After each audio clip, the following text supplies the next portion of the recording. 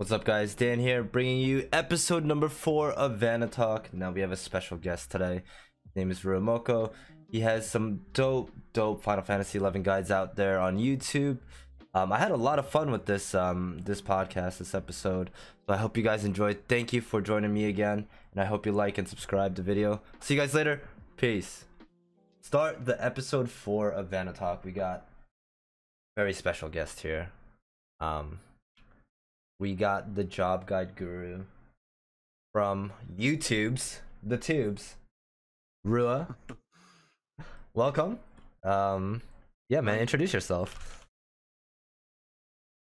A couple of you watching this probably have already watched some of my videos. If you've not, my channel's available online. My name is the name of my channel. Basically, I've been making videos for the better part of a year on and off because I took a break.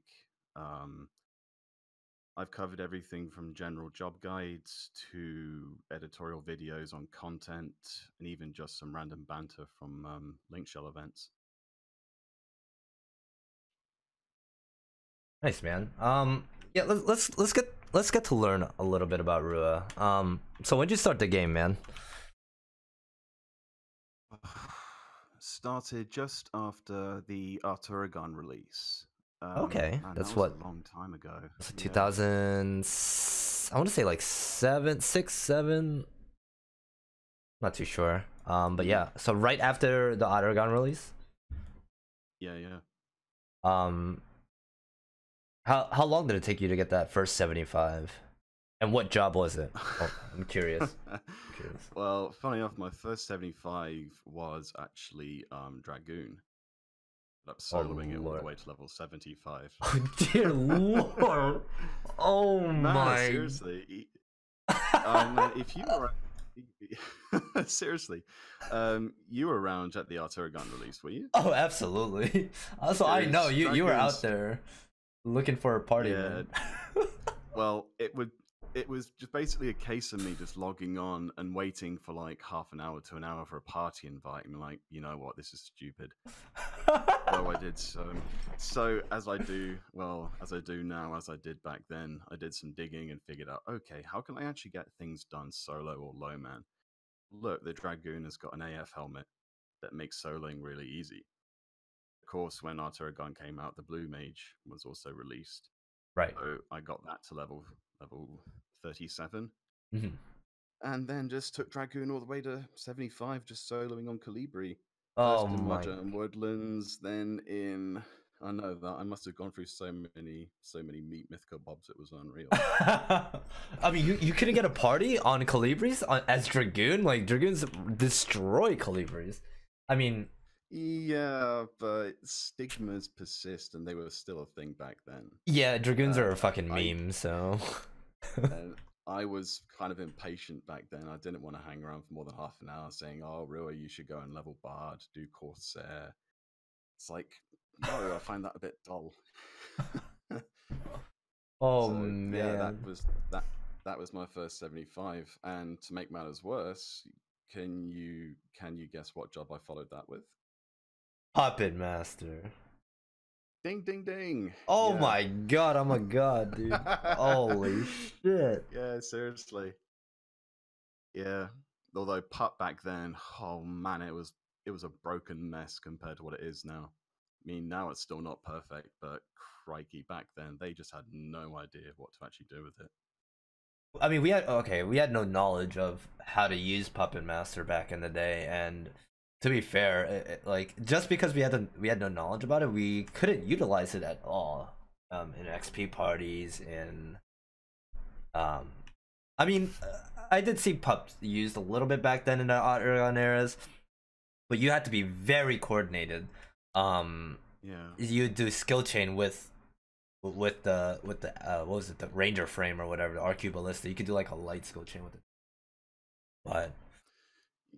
I think the first time I ever saw a Puppet Master in Endgame was when there was that glitch with Magic Mortar. Oh, yeah. Yeah, where it would hit for max damage on anything, and people were one-shotting that UFO in C with like 6 pups using it at once. Okay. That was probably the one and only time you saw it outside of the Mog House, I think. Yeah, I saw it a few times in salvage, but but yeah, generally speaking, no, not really. Did you get it? Did you get into any H&M shells with your Dragoon slash Puppet Master mate? Nah, because after Pup, I followed with Corsair, Oh, and okay. since that was really expensive, I leveled smithing, goldsmithing, alchemy just to make all of its bullets. Oh, Because Jesus. because this was well before the time of the Curio Moogles, where new Corsairs, assuming they're not just being burnt to 99, which is very very likely, Mhm. Curio Moogles weren't around to dispense bullets, so you had to make them or buy them for an inflated price off the auction house. Right, right, right. So when I got Corsair to 75, I had some luck. I only did Dynamis, Limbus, and Nizelile. Okay. Just could not bring myself to camp H&Ms. I must have been what 18, 19 back then. And I'm like, Right. you know what? I've got much better things to do than wake up at like 3 in the morning because I was living in the UK at that time. Oh, It's okay. like Okay. Wait, so you're originally from the UK? um enough. Originally, I'm actually from Germany. I come from a military family, so I spent a lot of my childhood being moved around. I was actually born Oh. in the place that I was born doesn't actually exist anymore, technically. I was actually born in West Berlin. It's just Germany now. Right, So, right, right, right. yeah, so lived in Cyprus, Ireland, Scotland, Australia, New Zealand. Yeah, I've been all over the show pretty much. Ah, okay. Cause yeah, my chat earlier was like, yeah, he has a UK accent, and then I was like, no, he's from Australia, he has an Australian accent. I don't even know anymore. I Um, could switch it up if you want.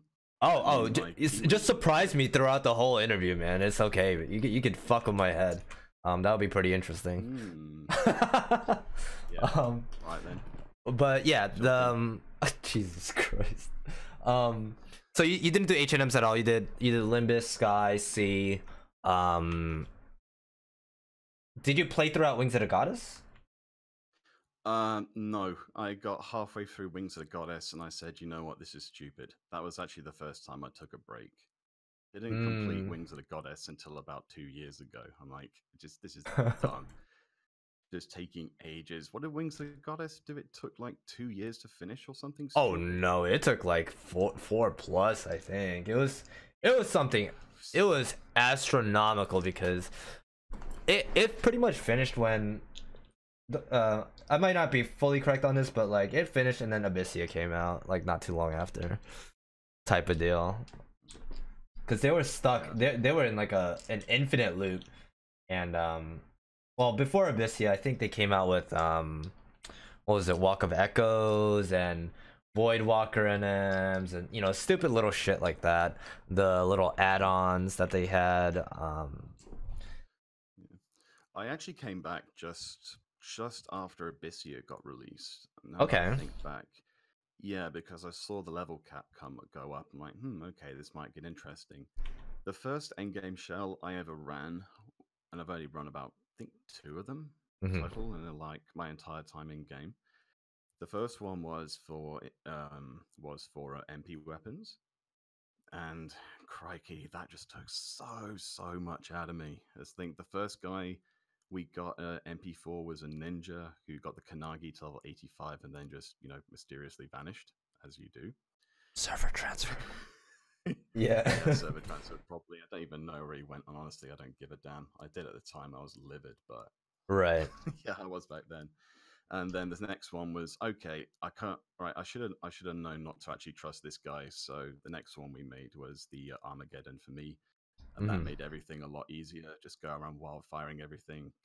Key item boxes were easier to get, and things just flew along. I think I made about 20 Empyrean weapons for people. Damn. That's Yeah, I seriously, I'm kind of traumatized by the sight of Chloris. I hated Chloris.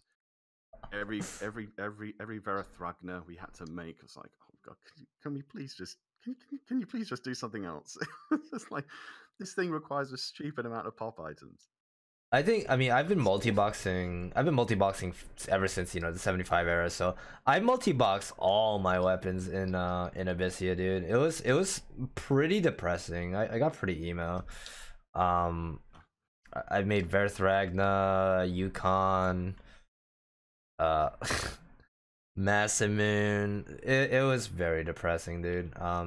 But what did you actually think about Abyssia stage though? Like the level cap and how the proc system came into play. What was your thoughts on that?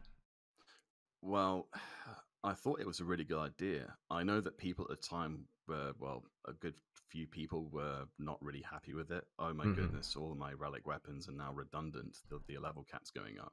Right. But honestly, the level cap going up and the content Abyssia added, where the game was at the time, it was exactly what the game needed. It brought a lot of players who kind of like myself, who were kind of like languishing, going, you know what, this is getting a bit dull now. It did a lot in actually bringing players back and keeping them interested. The proc system, you know, I actually liked it because I'm the kind of person that likes kind of like figuring things out. Right. I mean, it was something fresh, something new. Nobody had any idea of how this shit was working. And yeah, sorry, go ahead. So I personally really liked it. I thought it was a really good touch.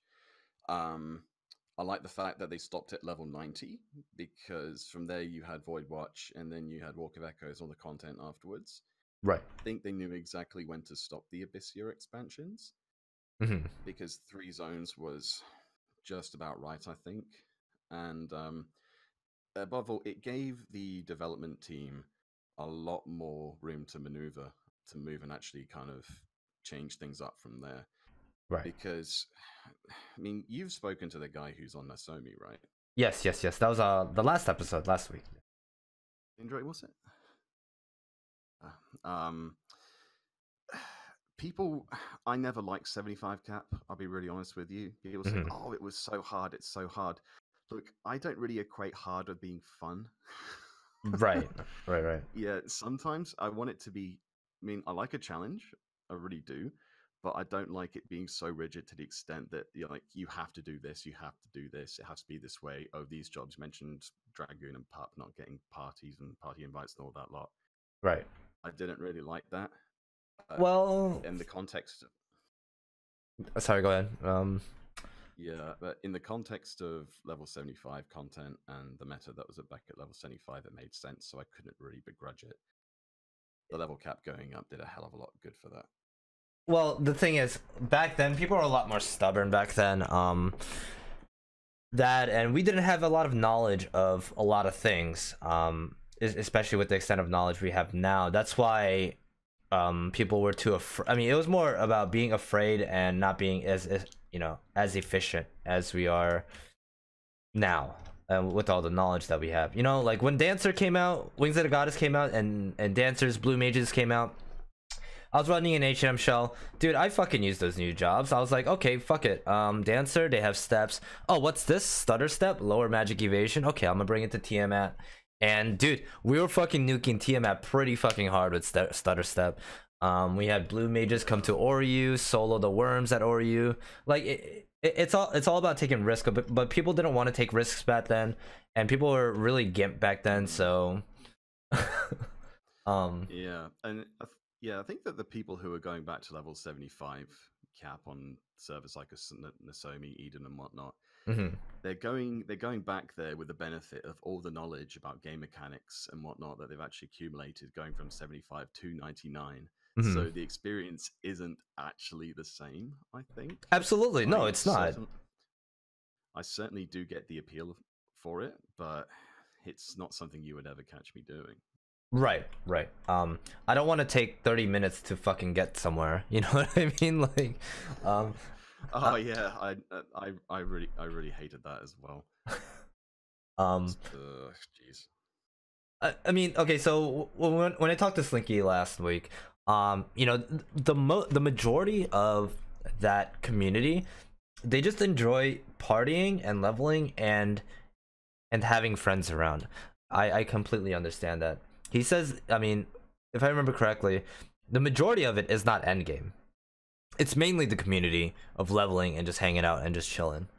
I completely, you know, I respect that. If you guys want to level that way, by all means go for it. It's something not for me. If that's something that you enjoy doing, dude, nobody can tell you how to have fun in a game, right?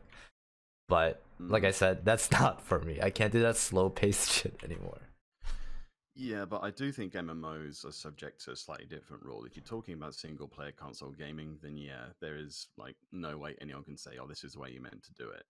Right. But for an MMO like this game, where your success tends to depend on the community, then yeah, I think that people do get influenced. And I think it's an understandable part of actually playing an MMO. Right. Moving on.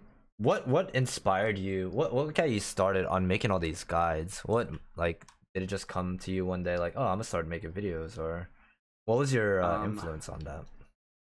Okay, it was a combination of two things. I came across a channel, for a Final Fantasy 14 channel. You've probably seen it. It's Mr. Happy Gaming. Okay. Yeah, he makes guides for just kind of very short guides on YouTube. And thinking, I probably can't do that, but at least do something. And the second reason was I knew that I was going to be taking some time out, if not quitting, for a long time. So I figured that I knew quite a bit about various jobs in the game. So I figured that, okay, if I'm going, then I can at least leave something behind. So that like your legacy. in a way, Kind of. but it was more because when I was getting into some other jobs in the game, like Geomancer and Rune Fencer, when they first came out, there was like, I think there was only like the auction house thread, but there was no actual visual and audio guide Right. for any of these jobs. And thinking, okay, if I'm struggling and if people I know are struggling to actually grasp some of this, then a player who's coming back after a long time, like kind of like when I quit midway through Wings of the Goddess, I was thinking, yeah, they will probably need something. Otherwise, this person is just going to resub, can't see what they need to do, don't know what they need to do, and then they'll just get frustrated and quit again. Right. And that would ultimately be a loss for the community because hey ho, you've just gone and lost another player. Yeah, I mean, new players or returning players have to defeat the first mega boss called Play Online, unfortunately. And once they overcome that first hurdle, yeah, it is kind of frustrating, and it is hard to come back into the game. But you know what, we have such a great community, and you know, we have so many different areas or places that we can go to now. We can go to the auction house forum, we could go to BG, and there's so much information out there now. I mean, there was a lot of information back then. We had Alakazam, we had FFX Cyclopedia, but now it's just more in depth. And you know, now we're in the age of videos and YouTube and all that, I mean, everything's out there. Yeah, you've actually just kind of hit the nail on the head. Then you say we've got BG, we got the AH forums. That's both written information, and not everyone likes to read. So some people, some people like either listening to someone talk about it. They want to have like visual guides. I've actually done one written guide on the BG wiki. That was for Rune Fencer. The Rune Fencer one, yeah, I saw that. Yeah, that was actually the first one I ever did. I'm like, you know what? I think I've made my point, but I'm probably not getting the message across. That's why my very first job guide was actually Rune Fencer. Gotcha. Yeah. You know, we when did those guides start going up? That was definitely like, I think it was about a year and a half ago. Well, Egen put a warrior guide up a long time ago. That was like before Legion. Oh, okay. Yeah, I remember Egen with that warrior guide. Hillel made the first ranger guide, and that was, I played with him when I was on Bismarck. That was a long time ago. It was probably 2009-ish when those guides started going up on the auction house page. I want to say. Are they still on YouTube? Who, Egen? No, I mean those those two guides you mentioned, are they video guides? And if so, are they still on No, YouTube? no. They're the auction house guides. Oh, okay. Egen created the warrior guide fucking ages ago. I kind of want to see. Let's take a look at it. Actually, it's been a very long time. Let's. Yeah, 2012. 2012. Yeah, it's kind of funny because warrior is one of the guides that people want me to do. I made a poll on the community tab of my channel a while ago. Mm-hmm. Warrior was definitely voted high, not as high as Blue Mage. Crikey, I'm not looking forward to doing that one. I'll be honest with you. Right. Well, I am, but I'm also not because it's gonna be very long. My current longest one is Puppet Master. This is gonna absolutely blow that away, Right. hands down. This is gonna be long. I'm estimating about 40 minutes. Oof. That is, yeah. I mean, if you're going into every little nook and cranny of that job, yeah. Yeah, I have to, otherwise people will completely chew me out. I mean, regardless of what you do, you're gonna get chewed out. You know what I mean? I actually, I was looking through the auction house forums. Somebody was chewing you out on I forgot which thread it was, and they were being pretty rude. Yeah, I think I know the one you're on about. It was one of the ambuscade videos, and there's some people. I think I know exactly who you're on about. I won't name names here, but Yeah. I mean, everybody can do their research and check it out. They were saying you should actually stop doing these videos because it's kind of like ruining people's experience. Like, people see this video and say, okay, those are the only jobs you do. It was actually to the extent that in the video I uploaded yesterday, which is for the new ambuscade, I literally go out of my way and say, look, I'd only say that these jobs are the ones I consider essential. Everything else, have at it, Hoss. Seriously, go for it. But speaking of comments on the auction house, I've gotten some really nasty ones. I got some really intimidating PMs on that site. Really? Like, can you give me an example, or? There was one guy who said if he found me in real life, he'd kill me. What? Wow. Wait. No. What? I don't know. I don't know where that came from. I was actually like, okay, this guy doesn't know where I live. He's either a troll, he's either off his medication, or he's a guy who murks ambuscade or content, and I've somehow cut into his bottom line. That's like the only way I could have actually envisioned it. I murk, so I murk and shit, but I don't go that far. I mean, I'm gonna get mad at you a little bit. But wow, that's a little bit intense. Jesus Christ. Yeah. Then there was a guy who made, and I know exactly who it was because he had the exact same writing style, and IP Sniffer is a really good tool. Yeah. There was one guy who made 3 different sock accounts to keep sending me PMs. Wow, people are really bad losers. I guess they have really nothing else to do. Sadly. Wow. I'm at a loss for words for that one PM you got. Jesus Christ. Yeah, that was a bit of a wow. I went and I told some people on Discord, and like, hey, I can get you in contact with the people who run Ffxi if you want to go and or do you want to actually tell them about this? I'm like, I let it go, but for like 10 minutes I was like, wow, okay, this is kind of escalated quickly. Right. I mean, if he continues with the death threats, then yeah, he shouldn't be on the forum anymore. Because who knows who else he'll be doing that to, and they might react a different way. You know what I mean? Like it can get pretty bad. Yeah.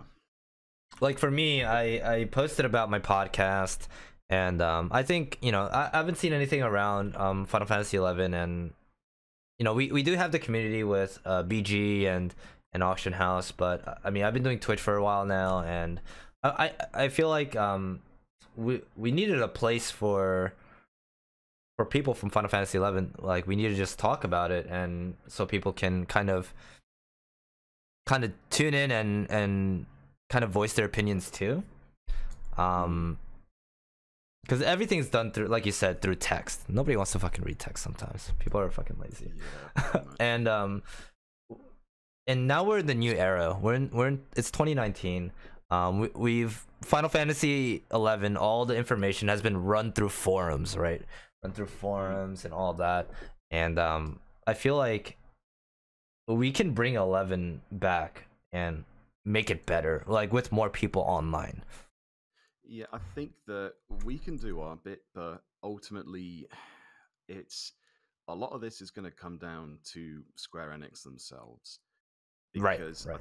I think a major problem they did is when Rhapsody's Vana deal was announced, when it wrapped up, they kind of, the way that they worded it, and I remember reading it in things on websites like Kotaku, IGN, and whatnot. It's like, oh, Square Enix's long-running MMORPG comes to an end.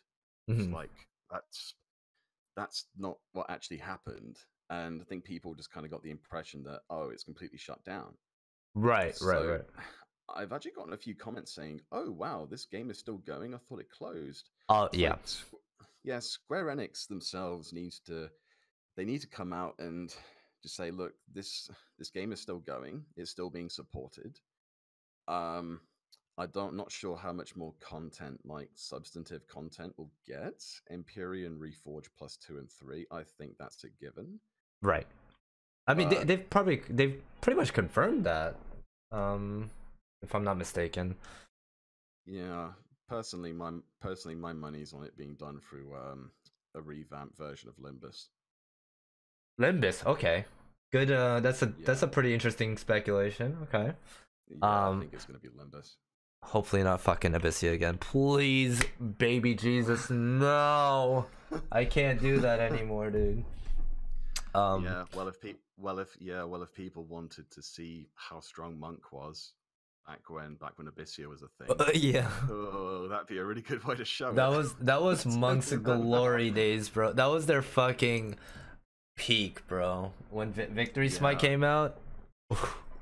Yeah, man, Verathragna Monk, because I'm not sure if people remember, but when Abyssia first came out, you couldn't actually get the Empyrean weapon skill.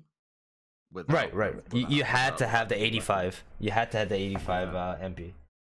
And a Victory Smite Monk, a Verathragna Monk with the Raised Ruins, Gnarled Horn, maybe Sanguine Scythe Atma. God, it just fucking annihilated things.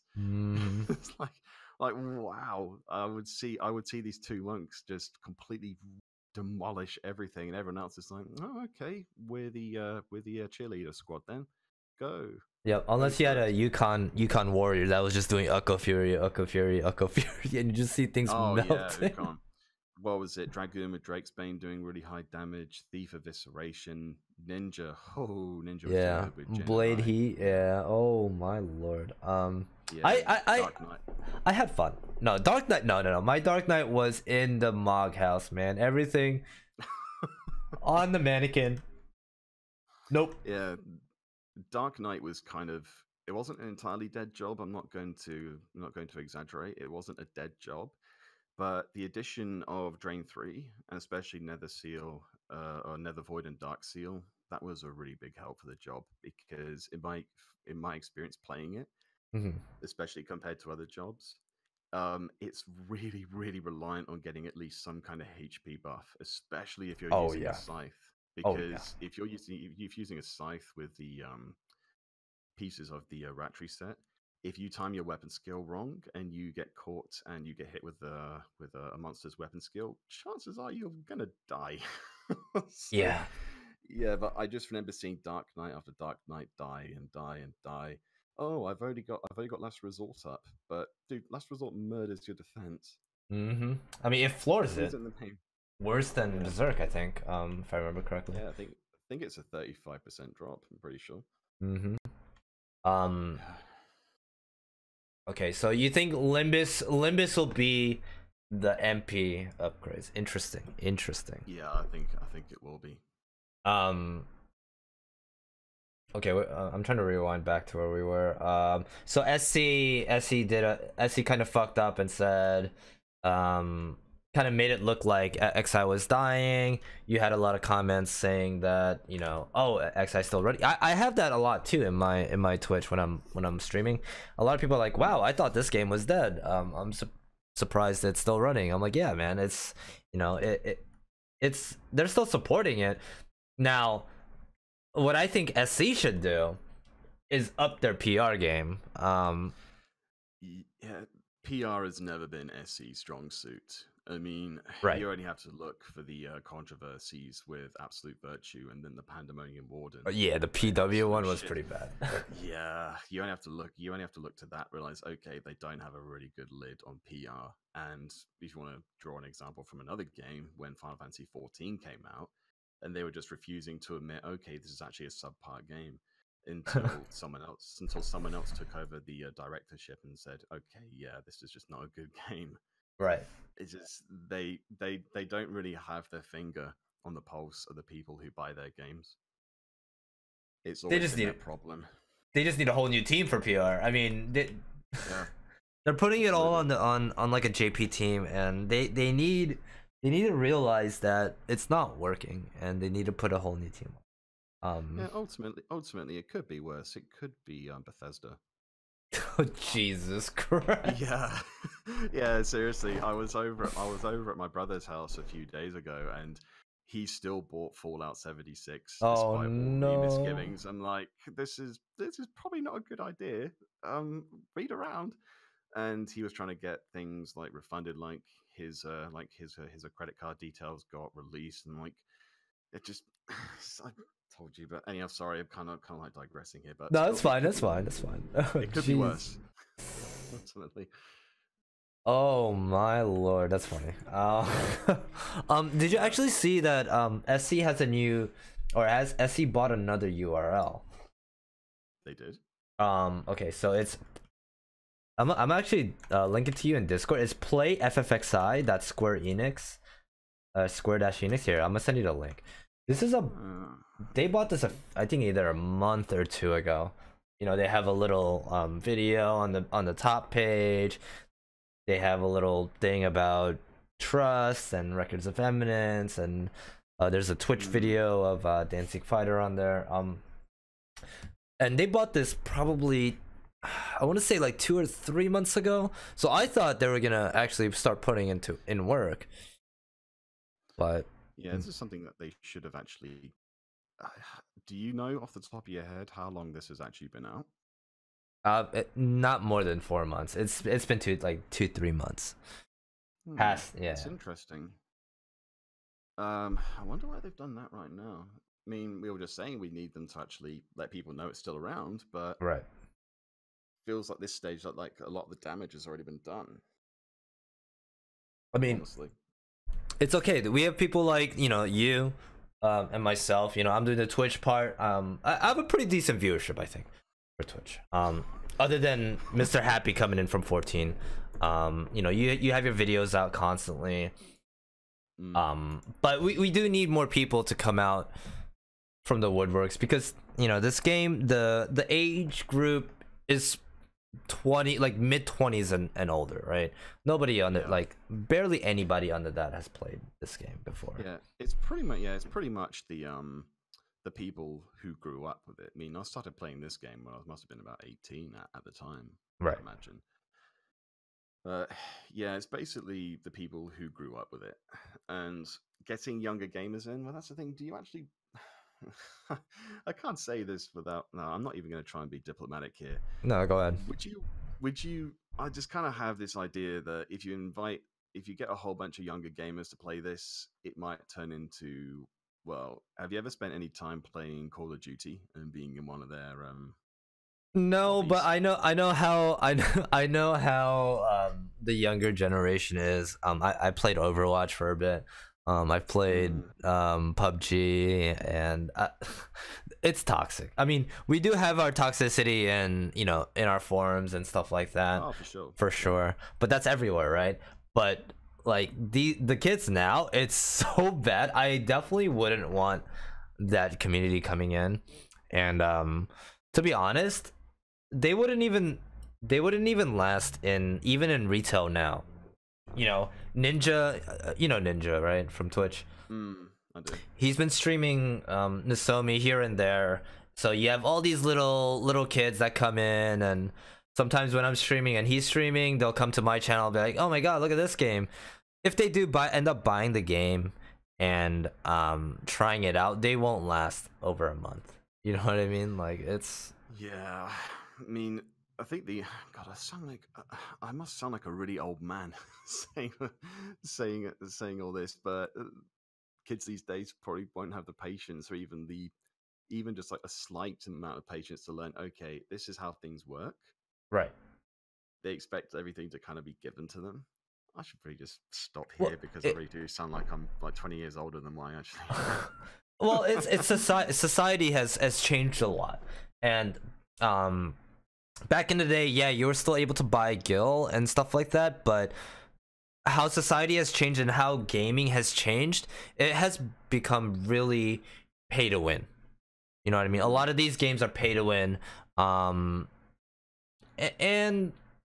you know, it is what it is, and there's nothing we can do about that. Sure, even now in retail, you can come and buy all the gear you want, you know, mercenaries, you could buy the gil, whatever, but you know what, at the end of the day, even if you have all this gil, and say you got into a shout group, right? You're decked out, everybody's like, oh shit, look at this guy's all decked out, and you do an ambuscade run and you're just complete trash, you're fucked. Because people, word of mouth, dude, you're fucked. Your name is gonna go on the auction house forum, or your name is gonna go around through the link show or friends or in shouts, and you're fucked. Yeah, that's kind of why. I mean, I won't lie, I've done some merc things here and there. Like, I've sold the occasional omen drop. I've done some ambuscade with the people like King Galka and whatnot. But I don't do it a whole lot, and generally I'm okay with merking. But the fact of the matter is, these people who are saying, "Oh, we need to actually completely get rid of merking," you're never going to stop it. No, it's been around forever. Yeah, so I mean, I'll do what I can, but if push comes to shove, it's just people are going to want to fall back on it. Now the problem I have with merking as a side effect is kind of what you just said. You could have all the gear, like REMAs, like Dagon breastplate. You can have all of these really good omen drops and whatnot. It's like getting the keys to a really good car, but you don't even have your license. Right. Take no driving lessons. Exactly. So, and the people who are in your group are in the back seat. So, yeah, it breeds players. Generally speaking, not all the time. It tends to breed players who just, despite all their gear, they're just not pulling their weight whatsoever. Yeah, absolutely. Yeah. You know what? There's nothing you could do about that. At the end of the day, for me, I run, you know, I merc, but I also help people at the same time get gear. I know there's a lot of struggle for people that come back to the game, and it's hard for them to find groups. So, you know, I run community nights every Friday night, help people get gear. And at the same time, I encourage people in my chat, in my link show, to go off and go do things on their own. I'll tell them what buffs, what you should watch out for, and stuff like that. Yeah, you're gonna fail, but when you fail, don't be discouraged. You know what I mean? You gotta keep trying and overcome that. Yeah, on a similar note, a few people have asked me why I keep doing shouts for Gin and whatnot, because I want to kind of show people how to actually run it themselves, because every time I shout for those things, Kaio occasionally, I get like a flood of tells, and there's like people saying, "Oh, thank God you're actually setting this up, because I wouldn't know what to do." Okay, then come along with me. Even if you just want to go, only if you just hear the cards, I can show you how I actually do this. Right. So it just kind of gets more people being a bit more proactive. Right. Yeah, that's exactly why I keep shouting for that. Right. So like I used to do just one ambuscade run, well, like double days, like Wednesday and Sunday. I would just do one run each, and I would stream it. But now since I've been having a lot of people come in, and I used to carry those runs, you know, I would 6-box it and just fucking carry it. But now that core group at the nighttime, I'm bringing in a useless thief to just for TH, maybe a 4-song bard, and now they're on their own. I'll sing for you guys, but now they're on their own and actually getting the fight down, and it's very cool to watch people actually evolving, you know, through the game and learning the stuff that I've done, how to kill something, and getting it done on their own. Sure, it's not going to be as fast. Sure, there's going to be a lot of hiccups, but you know, show them and they'll fucking do it. Show a man how to fish, he'll fucking feed his family. Yeah, that's pretty much the way to go. And I normally that's why I do monthly updates for Ambuscade. Mm-hmm. Despite some people saying, "Oh, you're showing people to use only these jobs," but no, I just want to show you a way of doing it, so right, you can actually get it done by yourself. Without, because I think a lot of people who play this game, especially when they want to form pickup groups, they're very, very self-conscious about failing. I mean, you mentioned about word being put around. So, oh, this is kind of like a bad player and whatnot. Right. Through link shells or get on the forum and whatnot. I think a lot of genuinely good players or eager to learn players are very, very worried about that happening. So, yeah, if they can actually see a rough outline, then they'll be more willing to actually give it a shot themselves, and that'll build up their confidence. So when the next month rolls by, they'll be more willing to actually experiment with things. Right. Maybe they can build up a core group of their own. Like, okay, so this game is designed so you're not gonna be 100%. You're not gonna have 100% win rate. You're gonna die. You're gonna fail. You're gonna wipe. It's gonna happen. It's gonna happen, and people can't be too hard on themselves when they do wipe. I wipe all the time, and that's when you that's when you analyze. That's when you analyze what went wrong. Sometimes it is a lot of RNG. Sometimes you get really unlucky. It happens. Nothing you can do about that. No, there's nothing you can.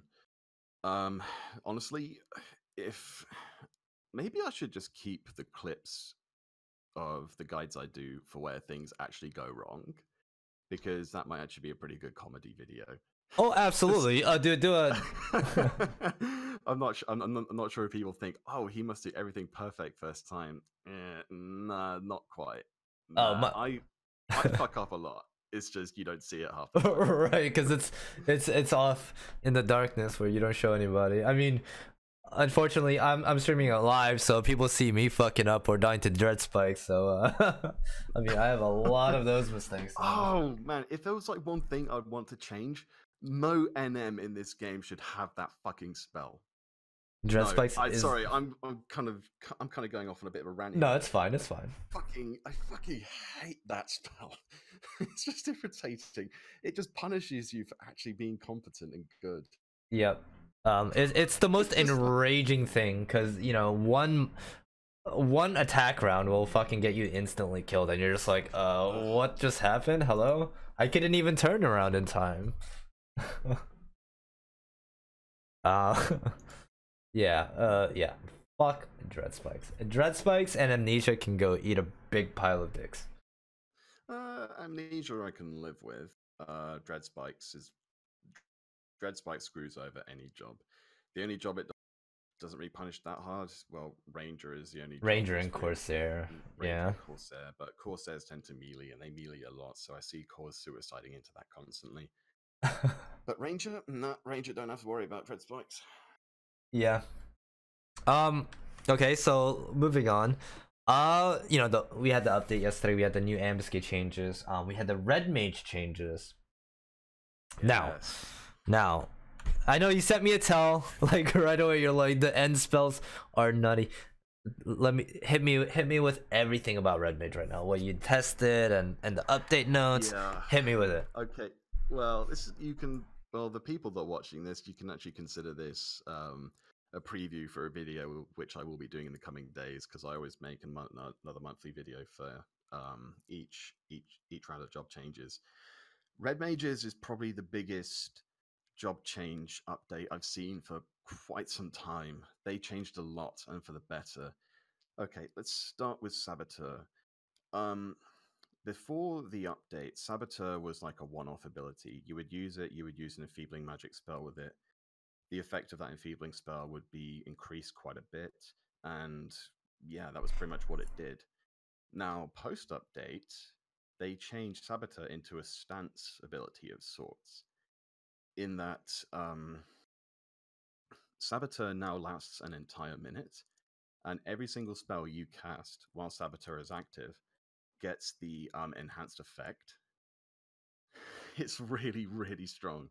So you just got this minute-long window of just casting these really, really powerful enfeebling spells, and you just absolutely cripple the mob you're fighting. It's ridiculous. That's like the biggest. Wow, and not to mention, Saboteur now also has a magic accuracy bonus tied to it. I thought it was composure with the magic accuracy. Pretty sure Saboteur's got it as well. Okay. Yeah, I'm literally about to get onto the composure as well. Okay, what they did with composure, they added a magic accuracy bonus. I think it's about a ballpark about 70 magic accuracy. It's hard to really tell, but since the melee accuracy bonus is 70, it would kind of make sense. It mirrors that. The tripled duration of enhancing magic that's still there. End spell damage, base end spell damage has been tripled. So that's ridiculously powerful. Because Red Mage's SU4 SU5 weapon from Dynamics Divergence increases end spell damage further. The effect is additive, it's not multiplicative. So it's basically a 200% increase to end spell damage, and that gets tacked on to the SU5's 500%. That's pretty nutty. Yeah, you get some ridiculous end spell damage going off. I was doing some testing with a guy I know who's got a Cap Crochet Moors, that's the SU5 weapon, and he was doing about 1,200 end spell damage. It's like, oh wow, okay, that's neat. And he was doing Sanguine Blades for about 45k. Like, that's absolutely nuts. That's crazy. Yeah. Because Sanguine Blade will not break a skill chain. So a red mage can just spam it over and over and over, and the other DD is like, okay, skill chain away. It's not getting our way. Oh, it's a really good update for red mage. I'm sure I've missed a few things. I just haven't got the page open at the moment. Right. Yeah, you should be seeing a proper video on it in the coming days. Gotcha. I mean, that's the first step for Red Mage too, right? Because I don't think they're done with Red Mage. I think they're gonna see how this one goes, and they're gonna maybe add more. Maybe, you know, like I said, it's the first step. Now, yesterday when the update hit and I was streaming, I was doing the MSK. People were like, "Yeah, Red Mage, still Saboteur is still like minus 75% on NMs and stuff like that." But you know, I was like, at the end of the day, Red Mage is not going to be optimal in a 6-man situation, but in an alliance situation, the buff is still good. You cannot say the buff is not bad. It still helps it a lot, and it helps you land the fucking spells. So who cares if it's minus 75%? You're still going to be landing those spells, and it's still going to help you at the end of the day. Saboteur also, this actually something I forgot to mention. Saboteur also increases the chance of immunobreak happening. Right. So red mages can have a lot easier time landing stuff on high-end content. I mean, think like Maju, who's got a really strong resist blind trait. I'd wager that a red mage using Saboteur with a decent set will land blind in like 2-3 casts. Yeah. Easy. Now. Yeah. As for what they'll do with the spells, I can only speculate. But the sensible thing would be to change the damage calculation for end spell 2. That seems kind of off, right? That seems kind of nutty right now, dude. I'm not gonna lie. Yeah, those are really off. Okay, the difference is that end spell 1 is very simple. You cast a spell in a max enhancing magic skill, and that calculates the damage of the end spell. After that, you can just put your regular TP gear on and go to town. Right. And the end spell works across all the hits. That's main hand, offhand, multi-attacks, everything. Right. Now, end spell 2, you have to cast a spell in the same enhancing set, but you've got to keep that enhancing set on to maintain the strength of the spell, and it only works on the first hit of the entire attack round. Right. So you're gonna be using end spell 1 the whole time. Yeah, it's kind of just dumb. There's no reason it should be doing that. So I will put very good money on them changing that. What I would like to see them do, and this would be really, really OP if they did this, I would want to see haste to scale with enhancing magic skill. Okay, so that would make it that, and being able to cast Temper 2 on other people. Now that would make Red Mage viable in a 6-man setup.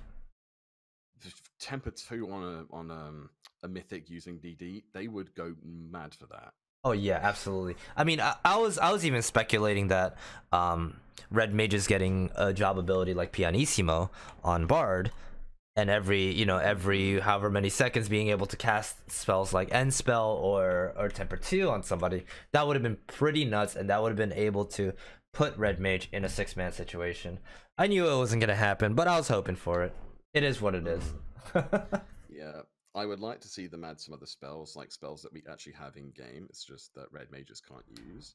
I mean, like Virus, Curse. Curse would be kind of blur. There's no point for Curse, actually. Virus definitely would be nice, because I'm quite fond of using light melee jobs with the subtle blow trait. Right. That would be really nice.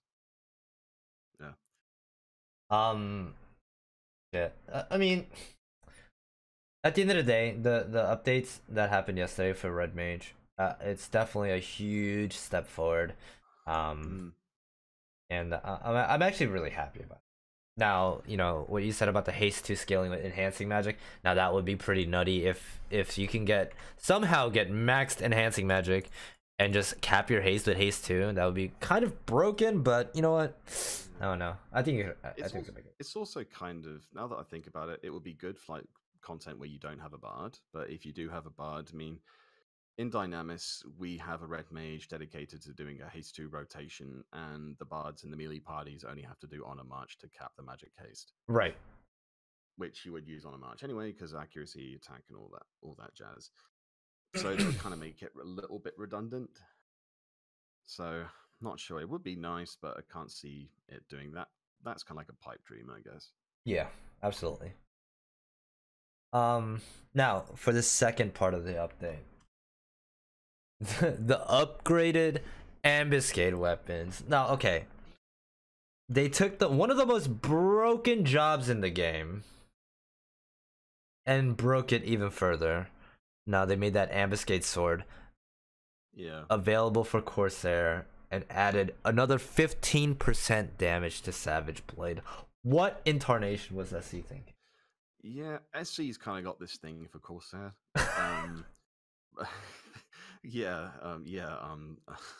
No kidding. I personally, this may sound like heresy, but I've actually since retired my Corsair. Oh, how could you? You made the video and everything, but yeah, I got kind of got tired of dying on Corsair. Yeah, it's strong. It's melee damage, and let alone its magic damage is really good. But damn, it's fragile. It's super fragile. I mean, with at least one Rostam up, you get some DT, I mean, you can build a pretty decent hybrid set on Corsair. Yeah, you've got the DT, but Corsair's got like no magic evasion. Yeah, that's true. Unless, it's at the end of the day, they could fucking dish out any kinds of damage. You could do melee damage, you could do range damage, and you could do magic damage. Come on, man. Relax, Corsair. Yeah, I mean, I like Corsair. I almost always have one for like a max buff situation. But every time I have one, it's always the first job to hit the floor when the AoE spells and magic weapons the magic weapon skills start flying. Yeah, just like okay, you guys need to invest in a proper DT set. but cause options there kind of from what I remember. Yeah, I mean that's why I buff myself like pretty defensively.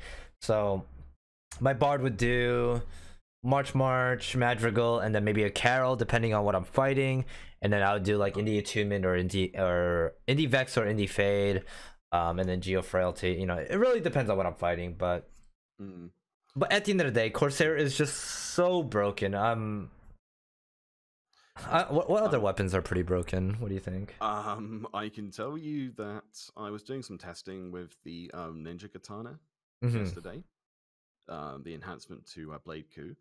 It's pretty good actually. I'm not sure if it's as it stands if the weapon is worth using over a main hand Aeonic or even an Empyrean, but Blade Coup is a pretty decent weapon skill. It's doing roughly the same as Blade 10. It's got gravitation, so skill chain property is the same. It's very consistent because it's not damage varies with TP. It's accuracy varies. It's pretty consistent, I found.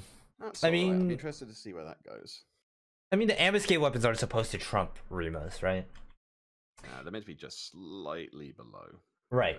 And this isn't even the final stage. This isn't even its final form, dude. And you're seeing the sword being super nutty. There are some pretty other interesting weapons as well. But now with that going on, do you think there's gonna be another Rima bump? Yeah, I think there's gonna be another Rima buff. I think if they wanted to be lazy about it, which honestly they probably will be, yeah, I think they're going to increase the maximum rank that they can get from 15 to 25, so they mirror Dynamis Divergence weapons. Oh, that'd be very upsetting. That would. Yeah, but that's gonna make. I mean, Deritus are expensive enough as it is, so yeah, not sure everyone will be totally enamored by that. Yeah, it would probably be like double the cost. I mean, it's like what, 130, 120, 130 to rank 15 it from 1. Yeah, I mean, I've only got 1 to like rank 10, and that's my Dragoon polearm. Gotcha. Yeah, it's just I just can't justify spending that much on an increase like that. It's a nice increase, but I'd just like to get it to rank 10 and just leave it be until they make them easier to obtain. Yeah, I mean, I'm a scrub. I don't do Dynamis Wave 3. I'm too busy just helping my chat, but whatever. I got 1 cleared the other day actually. I got the Bastok one, so I did my Liberator rank 15. Yeah, Wave 3 can be brutal. Wave 3 is like the highest level content that we've currently got in the game, and some of those NMs will completely trash you. Oh yeah, absolutely. I mean, you've seen the cheesing way with True Flight and Death Penalty, right? Or Leaden. At the end of the day, it's everybody knows what to do now. Like, the thing is, you have to have competent players. You have to have players that have DT sets, hybrid sets, high accuracy sets, and know what is going on. Difficulty, I wouldn't say. I mean, it's mainly up to the tank if they fuck up a pull or not. But it's pretty cutthroat on what you have to do. And some zones are markedly easier than others. I think the easiest zone is probably Windurst. Oh, I was gonna say Juno. Juno looked like the easiest one. Juno, Windurst are tight. I think the hardest one is Sandoria. Because the Orc, right? The Orc is a piece of shit. Yeah, the mid boss Orc is nasty, and the MB is a red mage paladin. So AoE and feebles. Circle blade. It's just he's a sod. Yeah, absolutely. Wait, there was something else in the patch notes. Something about Xantasuken, or no? I wasn't too sure what that was. Yeah, okay, so, I mean, you've done one of the NMs, so I'm kind of preaching to the choir here. But, the Wave 3 bosses have got this mechanic where they'll occasionally summon Odin and do Odin's Shin Xantasuken move AoE death. You need to have re-raise up to prevent it from actually killing you in 1 hit. Apparently, according to those patch notes, they were using it more often than they should have. So maybe it was actually meant to be a one-off. Right, just a one time Odin coming out and that's it, instead of multiple times coming out. Yeah, I've not done a Wave 3 clear since the update, so I can't say from first-hand experience if that's indeed what's happened. But It's a pretty big oversight. I mean, it was. It's been out for what, 5 months now, and Yeah, they've like only just noticed. hello, SE. Fix your game, please. If you fucked it up, Jesus Christ. Odin is currently beheading half of our alliance. Holy moly. Yeah, everybody bring 3 re-raise items. Make sure you have 2 re-raise hairpins, a super re-raiser, and a high re-raiser, just in case. Now,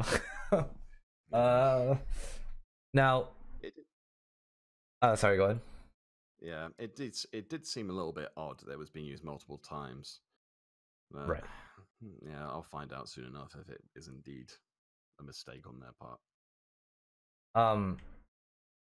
Now, what job do you want to see get buffed, and what job do you want to see get? Oh, okay. I'm gonna catch some flack for this, but okay, here goes. The job I want to see get buffed. Am I allowed 2 or just 1? One. Let's keep it. Okay. All right. Ninja. Buffed ninja. Okay. What is your ideas? Just damage overall. I want to see in instance the attacking stance. I want to see it get a weapon skill bonus when attacking the mob from behind. Because 2 of Ninja's big hitting weapon skills, Blade 10 and Chi of using a hybrid, they're both heavily reliant on WSD.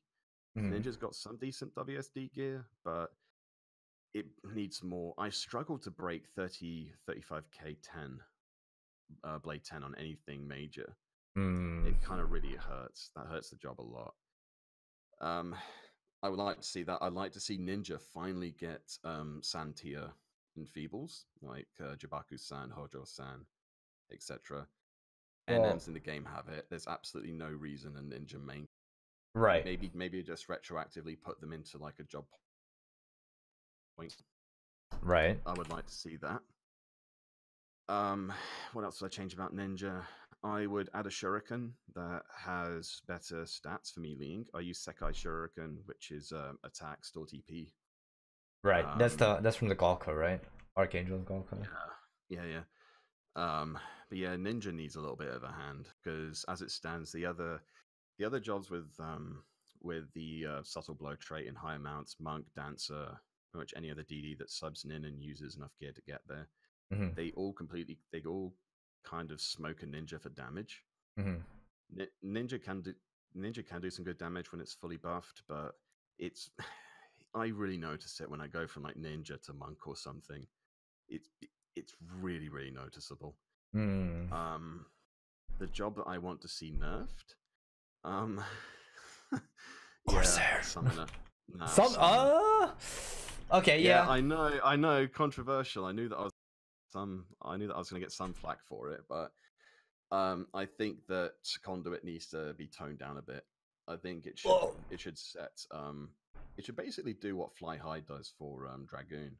Fly High is very similar. It reduces the recast timers of jumps to 7 seconds. Well, I think the way that they can nerf that is if BPs actually gave them up TP. Well, sort of, but if you've got a really sturdy rune tank, they'll be able to take it. A friend of mine in game had a really good idea about how to actually adjust it. Make it kind of like, you know how multiple magic bursts would eventually make the mob build up resistance? Right. Maybe they could do the same thing for summon. Right. If you do too many Volt Strikes, then it's just gonna fucking nullify Volt Strike. Or, I mean, but you can at the end of the day, you could have one guy do Volt Strike, one guy do Predator Claw, and one guy do some other fucking physical bullshit summoner, whatever shenanigans that they do. Yeah. I mean, there has to be some way to do it because Summoner is like the ultimate cheese button in this game. Oh yeah, I mean, thank God they can't Summoner cheese Wave 3 and this month's Ambuscade and last month's Ambuscade. And the one before that, they've actually been making a lot, pretty much immune to being Summoner zerged, which I'm glad to see. I just wish they had a solution. Yeah, and like you said, it's not like you can use it on Dynamis or anything. It just won't work. At the end, it's just Aeon. I mean, it's just Aeonic clears and I don't know. Yeah, pretty much. Maybe maybe I am reading too much into it, but I just kind of got tired of seeing people use summoners for everything. I'm like, okay, use your brains. Seriously, there is a way Yeah, around this. But absolutely. okay. I'm not Summoner gonna lie. became I use summoner sometimes. For like y- Zerty. yeah, yeah. Summoner became what's called a first order optimal strategy, a food strategy, Hmm. which is like like a relatively low amount of player skill into to power out. Right. It kind of it kind of got it kind of got affected by summoner's gear getting better and better and better with HQ abjurations and whatnot. Nirvana getting upgraded, kind of Hmm. like a power creep through gear, and it just really messed it up. Gotcha. Yeah, I Um. definitely nerf summoner in some capacity. Yeah. Summoner's always been pretty strong over the years. Back in, I mean, no, I'm not saying like where they are now, but you know, I used to do summoner burns for XPing and Korloka Tunnel back in the day. Um, Perfect Defense when that came out, Jesus Christ, we used Perfect Oh Defense for yeah. everything. Oh, I completely forgot about that. Yeah, perfect Using it on defense. ADL, using it on fucking Odin 2. You know what? Um, Actually, that kind of brings me to a point that I do like about summoner. I've once brought I've actually brought summoners to endgame content in the buffing capacity. They're pretty decent as long as they know what buffs they're actually doing. Like Crystal Blessing's really nice. oh, that I TP think, bonus one? Ooh, that's just nutty, yeah, dude.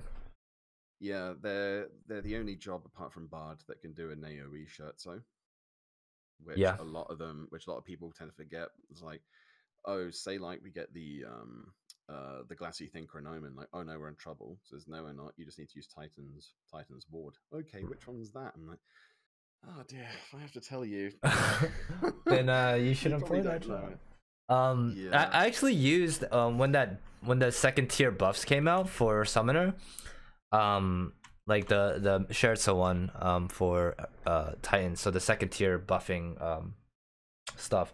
That was around when high tier BC avatar fights were out.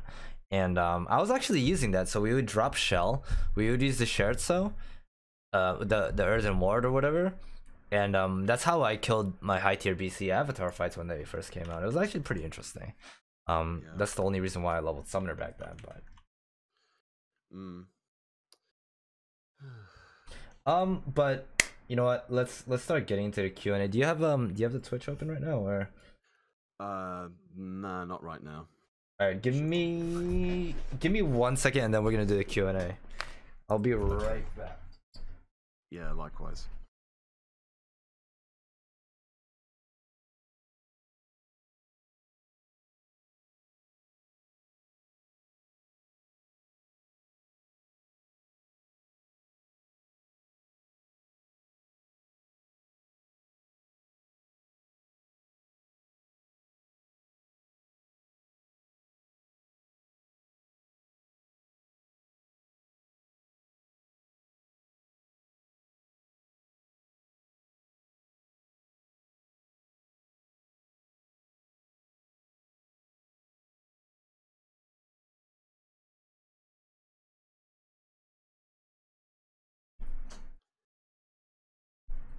All right, sorry about that. All right, let's get into the Q&A section. If you guys have questions in chat right now, let's get them going. But yeah, wait, you didn't switch up the accents on me, bro. I thought you were gonna do that more. Oh, I could do if you want me to, mate. Oh Jesus. Yeah. How you Um. doing? Okay, somebody said ask him why he makes us turn the volume all the way up just to hear him whispering in his guides. LOL. Oh, that's just, you know what? I'm really not sure because I use background music, and think I'm still struggling to get the balance of the volume right because I don't want to be sounding really loud, Mm. and then I have really loud BGM, and the BGM's actually you can actually hear the BGM over my voice. It happens sometimes, yeah. It's probably the gain on your mic that you wanna increase. What do you use for recording? Using Snowball mic. Okay. What program are you using to record and? I'm just using there's a website that I go to. It's some kind of voice recording website, and it just basically just hit record, register the microphone I've got, and it just converts what I say into an MP3 file. Okay. Yeah, I do everything off of OBS right now. I mean, this is something new for me when I upload YouTube videos or whatever, but I know Ejin does uses a different program. He sent it to me before. But yeah, it's interesting. I should probably look into OBS. Now that I think about it, I use a program called Voice Meter to to make sure that the mic's working all right. Yeah, do we have any more questions in chat? Oh, I think somebody earlier asked if you would do a Ffxi ASMR video. Okay. ASM, that must be something which is only around in the US, because until recently I don't actually know what that is.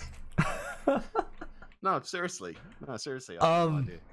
So ASMR, right? If you go around Twitch, there's this mic that comes up, and there's two parts to the mic in a rectangle, and if they touch the left side of it, sound will only come out of the left side of the ear, and they put these like weird fucking items and create weird noises, and yeah, I don't know, it's kind of weird. But people really like your voice, man. It's quite flattering, honestly. I think for the first Q&A I did, when I got 1,000 people asked, there was someone who asked something about my accent, and it's really the product of the many places I've lived in. I mean, my English accent, which is Southern English, Southwest, it's called Windsor English. I used to live on the outskirts of London. Okay. So that's the dominant one. Think along the lines of Stephen Fry, Hugh Laurie, and Benedict Cumberbatch as well. And it's they both came from the same. Well, they all came from the same part of the UK that I did. My Australian's a little bit out of is a little bit out of practice. Kiwi's a little bit better because I work with New Zealanders a fair bit.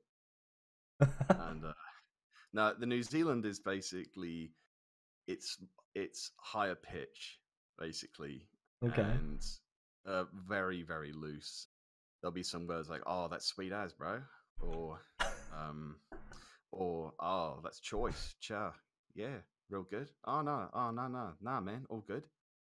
So like, I mean, you should actually. I mean, at work, it's funny. It's like I go to work and I come back and I sound like this, and it's literally like there's like two people. Damn, man, that's you got a dual personality going on, all kind of. And I'm not even getting into the native New Zealand language, which I can speak some of. The native tribal people, the Māori. That's actually where my character name comes from. Okay. Yeah, Ruaumoko, or Ruaumoko, as they call him, is the Māori deity of volcanoes and seasons. Interesting. Okay, now we got some insight of your name. Yeah, okay. That's where the name came from. That's pretty cool, man. Yeah, I mean, like, let's just, for example, Kia ora tēnā koutou katoa, which is Māori for hello to you, how is your day, roughly speaking. Interesting. That's just the surface. Yeah. When I was going through high school here in New Zealand, I had to learn some of the native language. Okay. So, yeah, little odd thing. Anyhow. Interesting. Somebody asked, what is your favorite job to play and why? DD wise, it's probably DD wise, it's Monk. The reason I like Monk so much is it's really, really, really hard to kill. That's kind of a running theme with me. I like jobs which can take a lot of damage before they die. Because it means I can just stay in the fight. Because say if I'm like with a Corsair that drop dead when things start getting bad, or there's a Dark Knight which has gone full throttle without HP bonus and they're dead, I'm literally the last frontline job standing. Right, right, right, right. Yeah, and I really love watching things just suicide into counter stance. That's pretty funny as well. I actually feel like one of those Orcams in Dynamic Sandy. Oh my god, when orcish counter stance Oh goes yeah, up, Jesus funny. Christ. Yeah, It's that's funny. it's the scariest shit ever, dude. It's killed or be killed. Yeah, that's like one of those situations when Ninja comes in handy because okay, an Orc's gonna try and counter me. Well, you've got to get through 8 Utsuzumi shadows. Good luck. Yeah. Oh no no no no. Yeah. Also, I like the fact that Monk does really solid damage. Well, now especially it does, and it feeds like close to no TP to the target. So it's basically costless damage. Hmm. Um. Okay, we'll do one more. Any beginner or intermediate guides for people just getting into 99 content who can't go straight into Idris? Sorry, would that be if I was going to make a guide on it? Do you have any suggestions on no if there's a guide already out there or as far as guides go, there's a guy on YouTube you should probably look into getting on. He's called Cloud Chief. He does a bunch of he does like a whole series of guides aimed at like new entry level players and returning level players. So what I can say is pretty much stuff which I've heard from him. The first thing I'd say is try and get some job points, at least, or maybe you could wait for a campaign. You're gonna want to get at least a good few sets of 119 gear. Let's just say you need to get some Race and Jima armor. You can get a JSC weapon from Oboro. That's pretty easy. Most of them are pretty decent for entry level players, and they're cheap as well. Get all of your missions done, so you can get the CP bonuses for when a CP campaign does actually roll around, because that is going to speed it up a lot. And also, just be willing to learn. That's the biggest. That's honestly the best advice I can give. Nothing is more frustrating than a new player who refuses to listen. Really, that gets seriously annoying. Oh yeah. Yeah, those are the main bits of advice I can give, really. Another pro tip: come to one of my community nights if you want gear, because I give gear out all the time. There you go, plug that. Every also, Friday.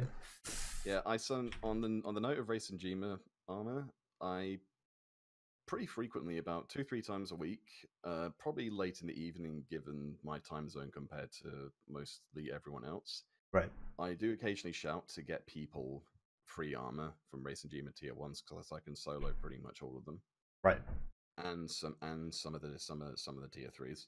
Mm-hmm. So Neek, your favorite? Around, yeah, Neek are my best.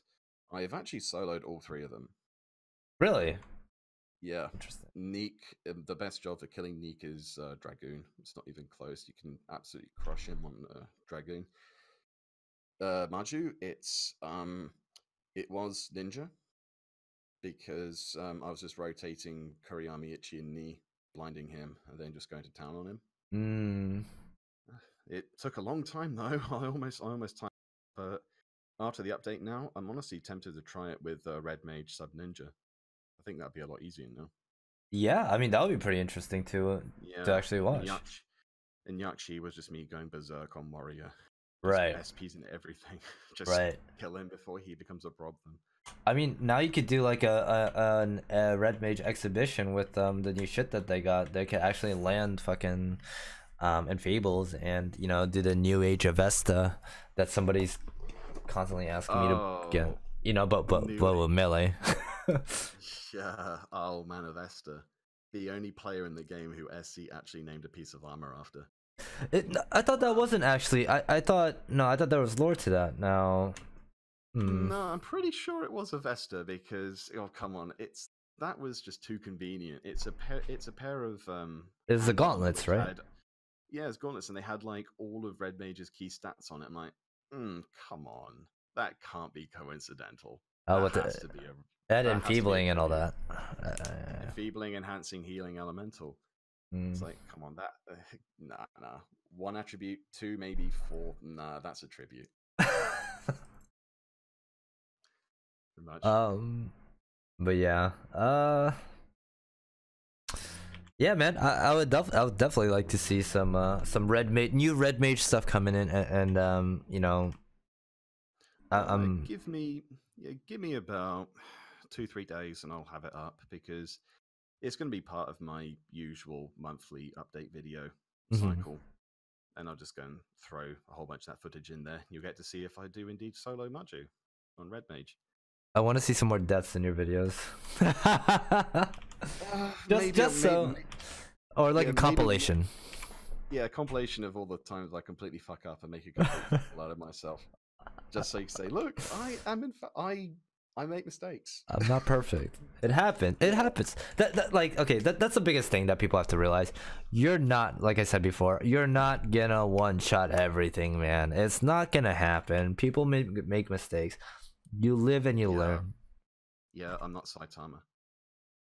Yeah. Anyways, we're gonna wrap it up here. Yo, thank you, Rua, for joining me on episode 4.